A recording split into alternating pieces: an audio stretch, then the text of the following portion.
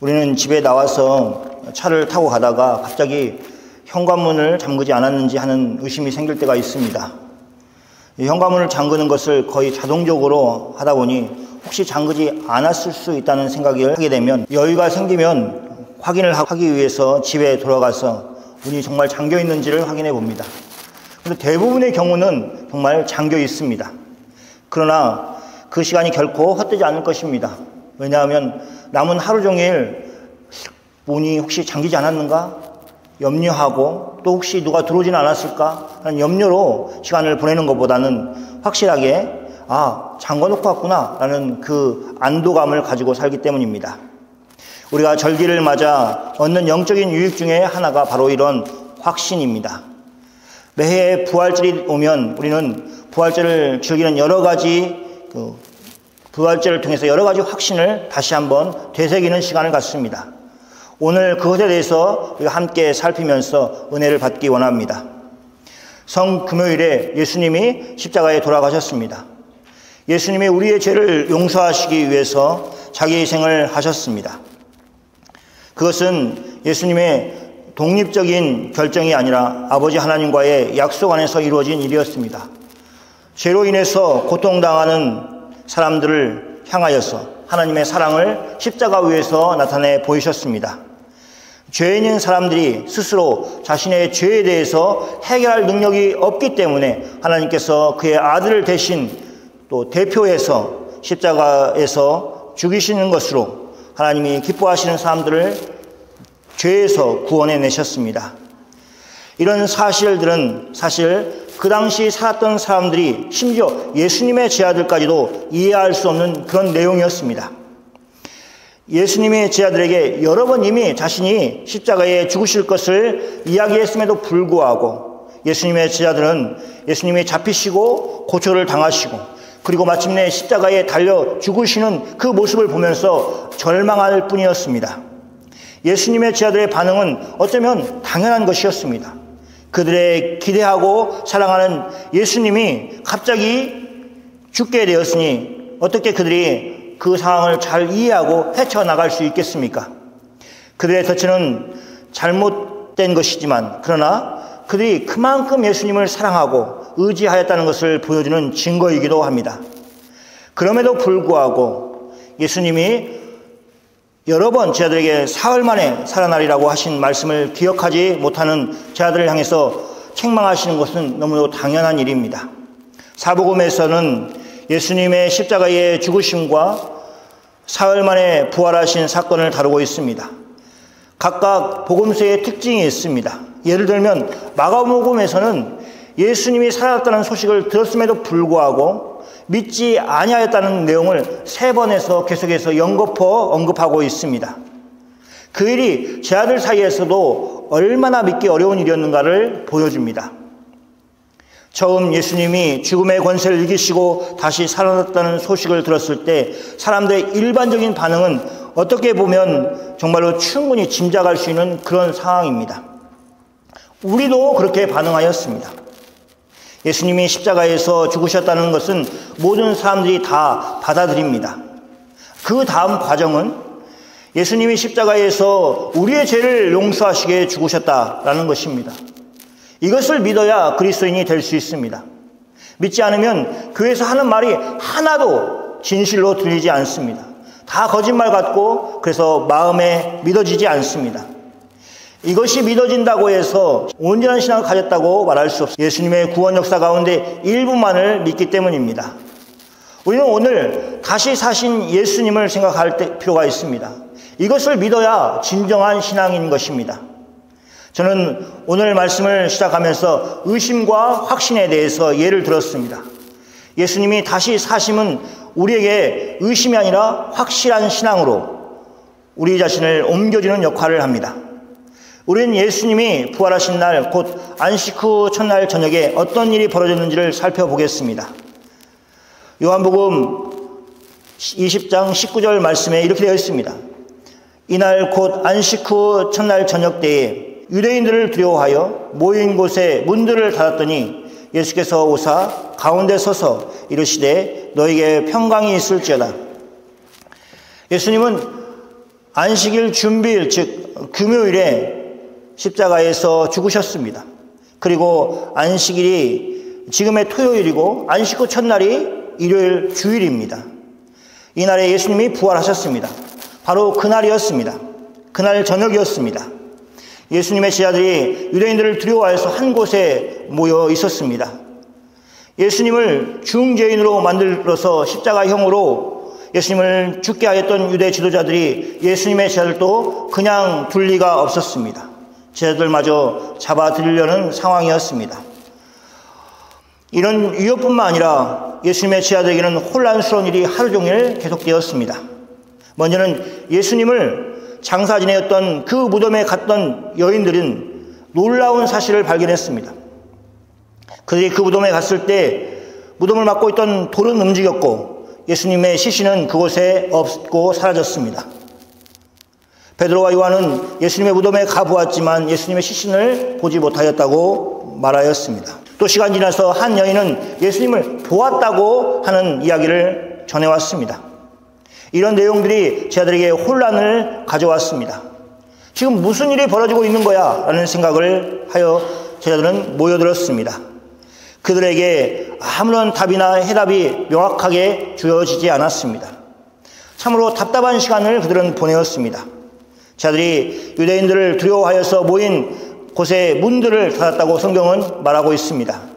어떻게 그곳의 문을 전부 다 닫고 제자들이 있었을까? 그때 예수님이 오셨습니다. 그리고 그들 가운데 서서 말씀하십니다. 너에게 평강이 있을지어다. 마치 예수님께 아무 일도 일어나지 않은 것처럼 어제 보고 또 오늘 보는 사람처럼 그렇게 유대인들의 일상적인 인사말을 제자들에게 건넸습니다. 예수님의 말씀은 일상적인 인사말이었습니다. 하지만 제자들은 너무나 놀랐습니다. 유대인들을 두려워하여서 모인 곳에 문들을 다 단속하고 자기들끼리 있는 그 가운데 예수님이 그 한가운데에 서셨기 때문에 그렇습니다. 두려워하는 그들에게 예수님이 나타나셨기 때문에 그렇습니다. 그런 의미에서 예수님의 인사말은 매일 하고 또 듣는 그런 인사말이 아니었습니다. 예수님은 마음속 깊은 곳에서 제자들에게 평강하기를 원하였습니다. 중요한 것은 우리가 그런 기대를 가지고 인사말을 하는 것과 예수님이 하시는 것은 다르다는 것입니다. 예수님은 그런 기대를 가지고 하시는 그런 인사말이 아니라 실제로 평강을 주실 수 있는 분이십니다. 예수님이 제자들에게 평강이 있을 것을 선언하셨습니다. 예수님은 마음만 하신 것이 아니라 행동으로 보여주십니다. 20절 말씀 같이 한번 읽어볼까요? 이 말씀을 하시고 손에 옆구리를 보이시고 제자들이 저를 보고 기뻐하더라. 예수님은 말로 너에게 평강이 있을지다 하고 마신 것이 아니었습니다. 예수님의 제자들이 왜 두려워하는지 예수님은 알고 있었습니다. 자신들의 주이신 예수님이 죽으시기 때문입니다. 예수님은 그들에게 자신의 몸을 보여주셨습니다. 이렇게 하신 것은 제자들이 예수님을 영이 아니라 실제로 몸을 가지신 예수님 자신이신 것을 보여주기 위한 것이었습니다. 천사가 아니라 십자가 위에서 죽음을 당하신 예수님이라는 것을 제자들에게 보여주시기 위해서 그렇게 하신 것입니다. 그리고 예수님을 보고 제자들은 기뻐하였습니다.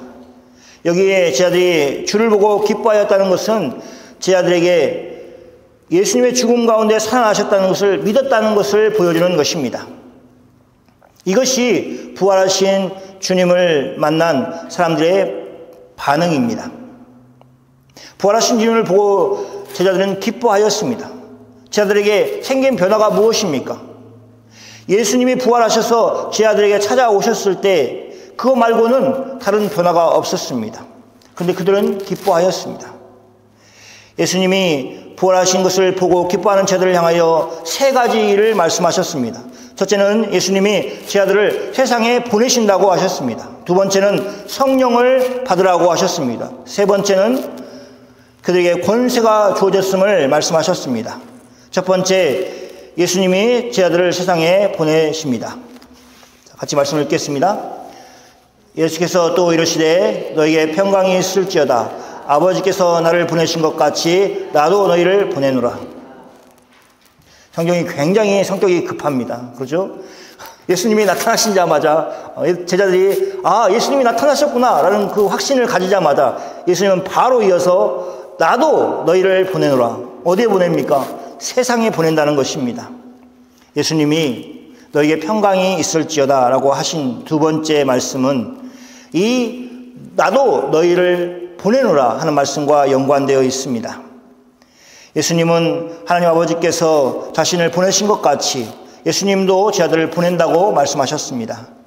지금 제자들은 유대인들을 두려워하고 있었습니다. 그러나 제자들은 두려움 때문에 모여서 살아야 되는 그런 사람들이 아니었습니다. 그들은 보내심을 받은 사람들이었습니다. 그것을 예수님이 다시 한번 상기시키신 것입니다. 두려움은 사람을 모이게 합니다.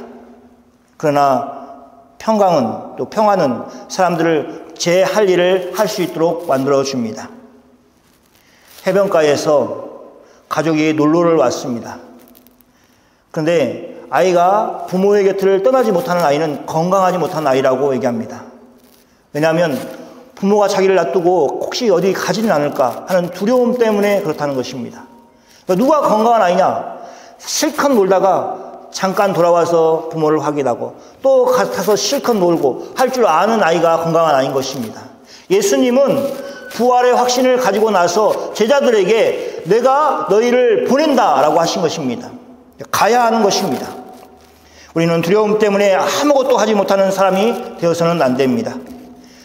우리는 예수님이 주신 평강을 소유하고 예수님의 보내심을 받은 사람으로 앞으로 나아가는 사람이 되어야 합니다. 두 번째는 성령을 받으라고 하셨습니다. 자, 22절 말씀을 같이 읽겠습니다. 이 말씀을 하시고 그들을 향하여 숨을 내쉬며 이르시되 성령을 받으라. 예수님은 제자를 보내시면서 그냥 보내신 것이 아니었습니다. 마치 사람을 창조하실 때에 흙으로 사람을 빚으시고 그 코에 생기를 부어넣으시는 하나님의 창조하셨던 그때의 모습처럼 사람을 창조하셨던 그 모습 그대로 성자 예수님께서는 부활하신 후에 제자들에게 세상에 보낸다라고 말씀하시고 나서 제자들에게 숨을 불어 넣으셨습니다. 성령을 받으라고 하셨습니다. 예수님의 제자들만 특별한 은혜를 입었습니다. 이 일은 오순절 성령 강림 사건을 미리 보여주는 그런 사건입니다. 예수님이 제자들을 세상에 보내시면서 그냥 보내시는 것이 아니라 성령 하나님과 함께 할 수 있도록 해 주신 것입니다. 상징적인 의미로 너희가 성령을 받으라 라고 그렇게 말씀하셨습니다. 세 번째는 제자들에게 권세를 주셨습니다. 같이 하겠습니다. 너희가 누구의 죄든지 사하면 다하심을 것이요 누구의 죄든지 그대로 두면 그대로 있으리라 하시니라. 예수님의 이 말씀은 제자들에게 따로 어떤 권세가 특별히 주어졌다는 것을 말하는 것이 아닙니다. 제자들과 함께 하실 성령 하나님의 권세가 어떤 것인지를 보여주는 것입니다.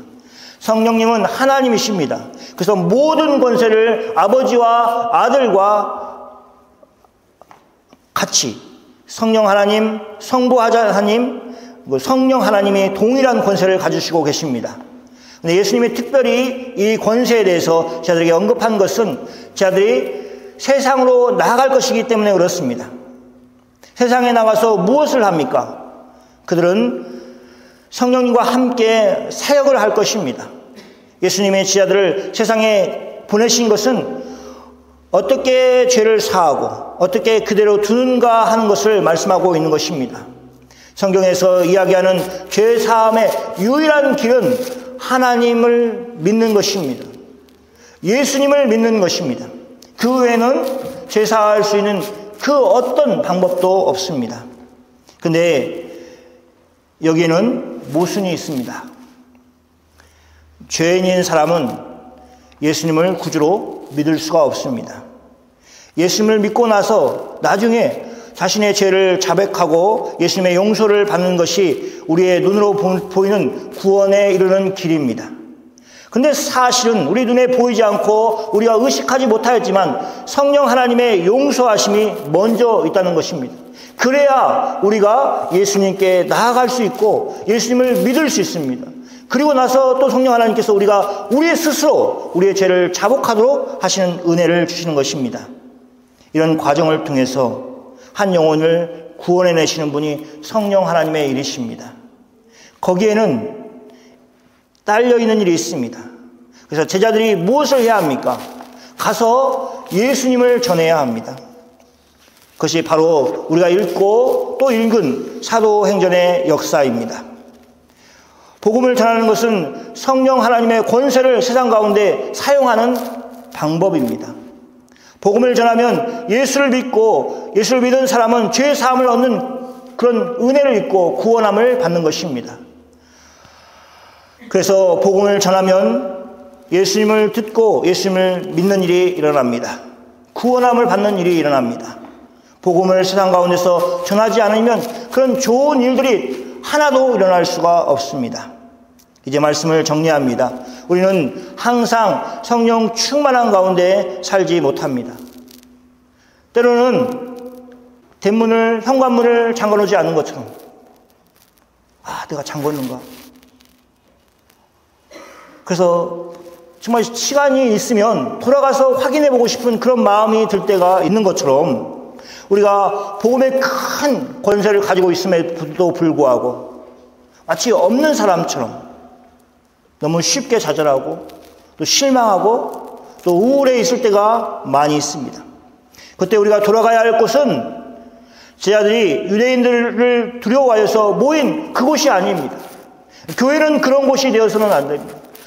나는 이런 점 때문에 무섭고 나는 이런 점 때문에 겁이 나고 나는 이런 것 때문에 정말 힘들다 하는 것을 이야기하는 곳이 아닙니다.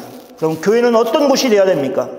죽음의 권세를 이기시고 다시 사신 예수님이 평강이 있을지어라라고 말씀하시는 그곳이 되어야 합니다. 의심과 두려움이 아닌 확신과 기쁨을 소유하는 교회가 되어야 되고 우리 모두가 되어야 합니다. 예수님은 우리를 그곳에 계속 머물라고 하지 않으십니다. 예수님은 제 아들을 보내시는 것처럼 우리도 회복이 되면 보냄을 받아야 됩니다. 세상으로 예수님이 우리를 보내십니다.